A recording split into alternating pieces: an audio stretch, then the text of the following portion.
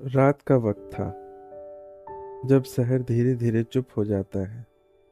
गाड़ियों की आवाज़ कम हो जाती है और दिल की आवाज़ थोड़ी ज़्यादा साफ सुनाई देने लगती है। ऐसी किसी रात 11:11 बजे एक फ़ोन वाइब्रेट करता है। बस एक मैसेज, छोटा सा पर इतना गहरा कि पूरी ज़िंदगी को हिला देता है। हम अक्सर कहते हैं ना, जो चला गया वो वापस नहीं आता। पर सच ये है कि कुछ लोग जाते नहीं, बस जिंदगी उन्हें कहीं छुपा देती है। और फिर एक दिन बिना वार्निंग के, बिना शोर के वो वापस लौट आते हैं। इस कहानी में भी कोई हीरो नहीं है और ना ही कोई विलन। बस दो लोग हैं और उनके बीच का वो प्यार जो वक्त से हार गया था पर दिल से नहीं। ये कहानी है इंतज़ार की, कुर्बानी की और उस फैसले की जो सिर्फ प्यार करने वाले ही ले सकते हैं।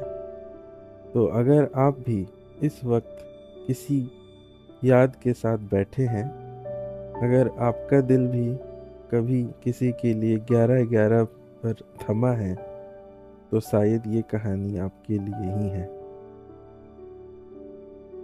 तो नमस्कार दोस्तों, मैं हूँ आपका होस्ट दोस्त और यादों का साथी राहुल। तो आज हम इस कहानी को शुरू करते हैं जिसका नाम है 11:11। रात के 11:11 बजे थे। आरव बेड पर लेटा हुआ था। आंखों में नींद कम और यादों का शोर ज्यादा था।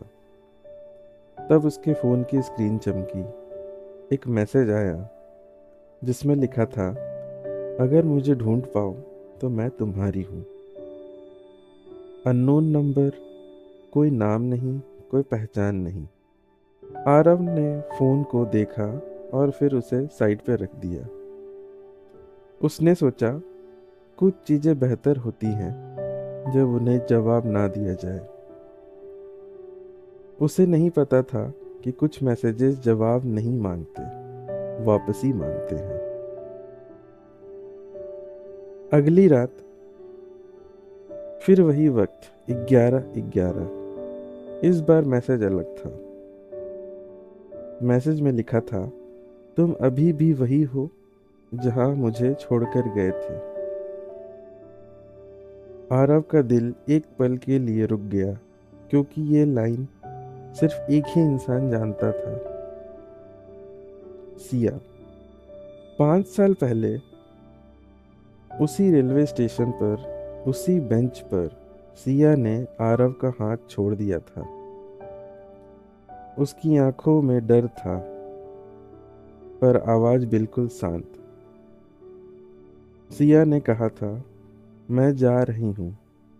ना वजह, ना सवाल, ना जवाब। बस एक पल और फिर वो लड़की उसकी जिंदगी से गायब हो गई। लोगों ने कहा, भूल जा, मूव ऑन कर ले। पर कुछ रिश्ते मूव ऑन के लिए नहीं होते। अननोन नंबर से मैसेज आने लगे, रोज एक, हमेशा 11:11 पर। वो कैफे याद है जहाँ तुमने पहली बार मुझे झूठ बोला था?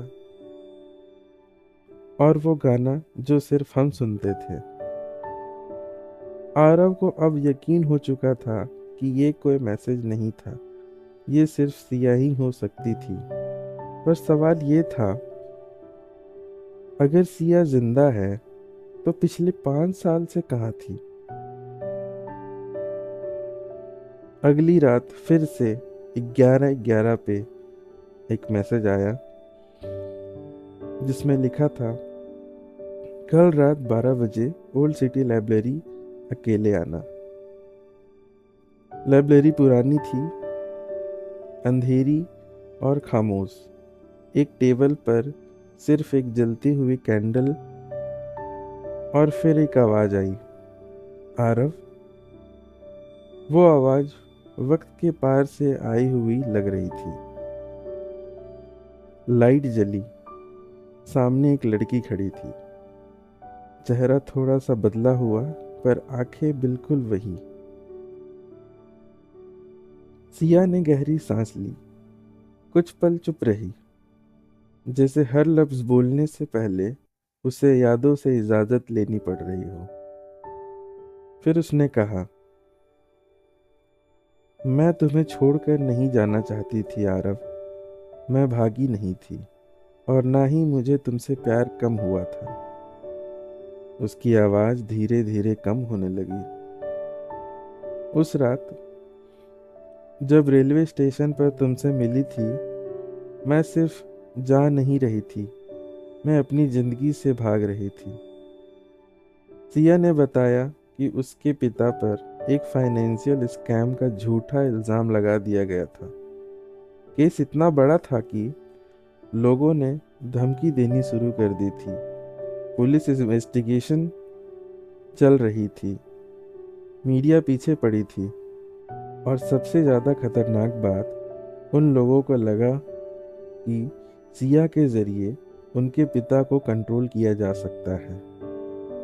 एक दिन सिया ने कहा, एक दिन दो लोग मेरे घर आए।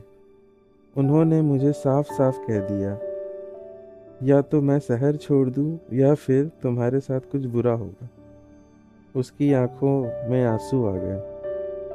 मैंने उस दिन समझ लिया कि अगर मैं तुम्हारे साथ रही तो तुम सिर्फ मेरे प्यार नहीं, मेरी सजा बन जाओगे। इसलिए उसने बिना बताए छोड़ दिया। इसलिए उसने अपनी पहचान बदल ली। इसलिए उसने सालों तक खुद को दुनिया से छिपा लिया। मैं तुम्हें दर्द देना नहीं चाहती थी, सिया ने कहा। मैं सिर्फ तुम्हें बचाना चाहती थी आरव।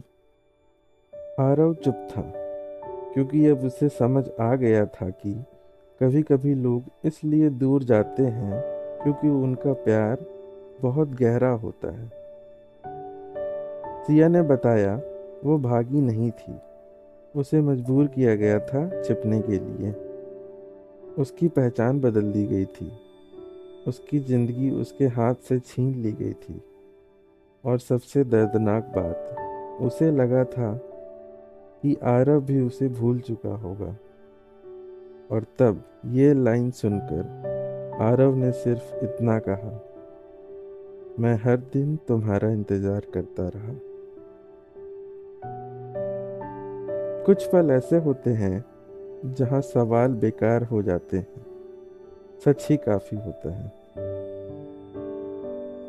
वक्त ने उनसे बहुत कुछ छीना, साल, यादें, सुकून, पर एक चीज नहीं ले पाया, उनके बीच का प्यार।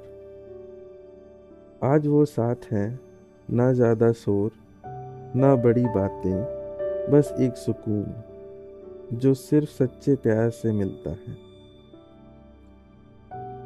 कहानी यहीं ख़त्म होती है, पर एक सवाल छोड़ जाती है। अगर आरव उस मैसेज को इग्नोर कर देता तो क्या सिया कभी लौट पाती? क्या हर अननोन आवाज वाकई बेकार होती है, या कभी कभी जिंदगी हमसे बात करती है, सिर्फ एक मैसेज के जरिए?